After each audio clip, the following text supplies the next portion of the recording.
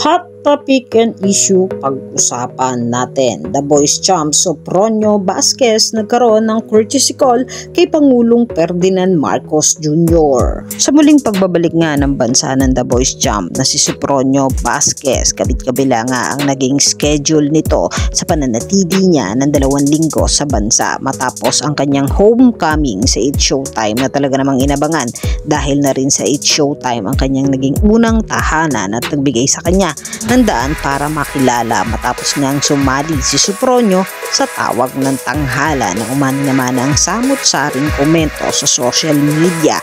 Ngunit sa pagbabalik nga ni Sopronio sa naturang show ay may inamin pa nga ang The Boys champ sa publiko matapos ang pagsali niya sa tawag ng tanghalan ay tinulungan pa nga siya ng show na magkaroon ng trabaho bilang vocal coach kaya naman naging emosyonal siya sa kanyang pagbabalik sa 8 Showtime. At ngayon nga ay nagkaroon naman si Sopronio ng courtesy call kay Pangulong Ferdinand Marcos Jr. sa Malacanang at kasama niya ang kanyang ina na kung saan ay ikinuwento ni Sopronio ang kanyang naging journey sa The Boys. Pinuri naman ni Pangulong Ferdinand Marcos si Sopronio dahil sa husay nito sa pagkanta at pagpapakita ng talento ng mga Pinoy sa ibang bansa. Proud na proud ang Pangulo kay Sopronio dahil si Sopronio ang first Asia champ ng The Boys. Inawitan naman ni Sopronio ang Pangulo at ang First Lady ng kanyang winning piece na A Million Dreams. Tuwang-tuwa naman ang Pangulo at naging emosyonal pa nga habang kumakanta si Sopronio sa kanilang harapan. Kayo mga katambalan, ano ang masasabi nyo? Mag-comment lang sa comment section at pag-usapan natin.